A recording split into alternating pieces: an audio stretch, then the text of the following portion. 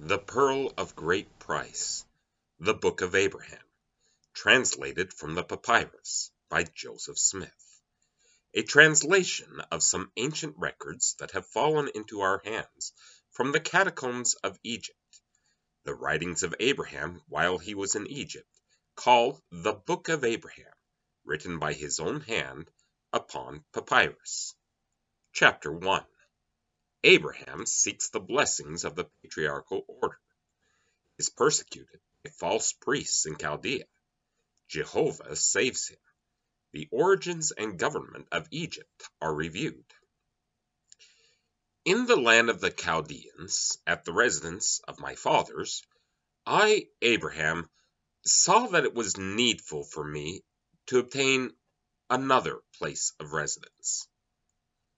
And, finding there was greater happiness and peace and rest for me, I sought for the blessings of the fathers, and the right whereunto I should be ordained to administer the same, having been myself a follower of righteousness, desiring also to be one who possessed great knowledge, and to be a greater follower of righteousness, and to possess a greater knowledge, and to be a father of many nations, Prince of Peace, desiring to receive instructions, and to keep the commandments of God, I became a rightful heir, a high priest, holding the right belonging to the fathers. It was conferred upon me from the fathers. It came down from the fathers, from the beginning of time, yea, even from the beginning or before the foundation of the earth, down to the present time, even the right of the firstborn, or the first man, who is Adam, or first father, through the fathers, unto me. I sought for mine appointment unto the priesthood, according to the appointment of God unto the fathers concerning the seed. My fathers, having turned from their righteousness, and from the holy commandments which the Lord their God had given unto them, unto the worshipping of the gods of the heathen, utterly refused to hearken to my voice. For their hearts were set to do evil, and were wholly turned to the god of Elkanah, and the god of Libnah, and the god of Mamachra, and the god of Korash, and the god of Pharaoh, king of Egypt. Therefore they turned their hearts to the sacrifice of the heathen, in offering up their children unto these dumb idols, and hearkened not unto my voice, endeavored to take away my life by the hand of the priest of Elkanah. The priest of Elkanah was also the priest of Pharaoh. Now at this time it was the custom of the priest of Pharaoh, the king of Egypt, to offer up upon the altar which was built in the land of Chaldea, for the offering unto these strange gods, men, women, and children. And it came to pass that the priest made an offering unto the god of Pharaoh, and also unto the god of Shagreel, even after the manner of the Egyptians. Now the god of Shagreel was the sun. Even the thank offering of a child did the priest of Pharaoh offer upon the altar which stood by the hill called Potiphar's hill, at the head of the plain of Olisham. Now this priest had offered upon this altar 3 virgins at one time, who were the daughters of Onidah, one of the royal descent directly from the loins of Ham. These virgins were offered up because of their virtue. They would not bow down to worship gods of wood or of stone, therefore they were killed upon this altar, and it was done after the manner of the Egyptians. And it came to pass that the priests laid violence upon me, that they might slay me also, as they did those virgins upon this altar. And that you may have a knowledge of this altar, I will refer you to the representation at the commencement of this record. It was made after the form of a bedstead, such as was had among the Chaldeans, and it stood before the gods of Elkanah, Libnah, Mamachra, Korash, and also a god like unto that of Pharaoh, king of Egypt. That you may have an understanding of these gods, I have given you the fashion of them in the figures at the beginning, which manner of figures is called by the Chaldeans ralinos, which signifies hieroglyphics.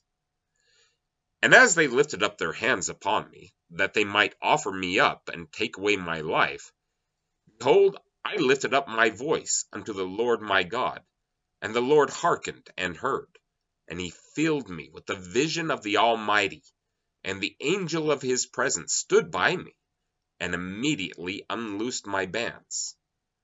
And his voice was unto me, Abraham, Abraham. Behold, my name is Jehovah, and I have heard thee, and have come down to deliver thee, and to take thee away from thy father's house, and from all thy kinsfolk into a strange land which thou knowest not of. And this because they have turned their hearts away from me, worship the God of Elkanah, and the God of Libnah, and the God of Mamachra, and the God of Korash, and the God of Pharaoh, king of Egypt. Therefore I have come down to visit them, and to destroy him who hath lifted up his hand against thee, Abraham, my son, to take away thy life. Behold, I will lead thee by my hand, and I will take thee, to put upon thee my name, even the priesthood of thy father, and my power shall be over thee. As it was with Noah, so shall it be with thee. But through thy ministry my name shall be known in the earth forever, for I am thy God. Behold, Potiphar's heel was in the land of Chaldea, and the Lord broke down the altar of Elkanah and of the gods of the land, and utterly destroyed them, and smote the priest that he died. And there was great mourning in Chaldea, and also in the court of Pharaoh, which Pharaoh signifies king by royal blood. Now this king of Egypt was a descendant from the loins of Ham, and he was a partaker of the blood of the Canaanites by birth. From this descent sprang all the Egyptians, and thus the blood of the Canaanites was preserved in the land. The land of Egypt being first discovered by a woman, who was the daughter of Ham, and the daughter of Egyptus, which in the Chaldeans signifies Egypt, which signifies that which is forbidden. When this woman discovered the land, it was under water, who afterwards settled her sons in it, and thus from Ham sprang that race which preserved the curse in the land. Now the first government of Egypt was established by Pharaoh, the eldest son of Egyptus, the daughter of Ham, and it was after the manner of the government of Ham, which was patriarchal. Pharaoh, being a righteous man, established his kingdom, and judged his people wisely and justly all his days, seeking earnestly to imitate that order established by the fathers in the first generations, in the days of the first patriarchal reign, even in the reign of Adam, and also of Noah, his father, who blessed him with the blessings of the earth and with the blessings of wisdom, but cursed him as pertaining to the priesthood. Now Pharaoh, being of that lineage by which he could not have the right of priesthood, notwithstanding the Pharaohs would fain claim it from Noah through Ham, therefore my father was led away by their idolatry. But I shall endeavor, hereafter, to delineate the chronology running back from myself to the beginning of the creation, for the records have come into my hands, which I hold unto this present time. Now, after the priest of Elkanah was smitten, that he died, there came a fulfillment of those things which were said unto me concerning the land of Chaldea, that there should be a famine in the land. Accordingly, a famine prevailed throughout all the land of Chaldea, and my father was sorely tormented because of the famine, and he repented of the evil which he had determined against me, to take away my life.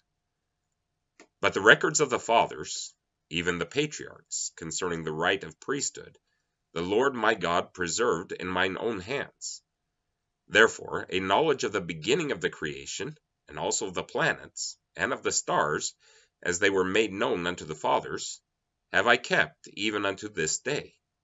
And I shall endeavor to write some of these things upon this record, for the benefit of my posterity that shall come after me.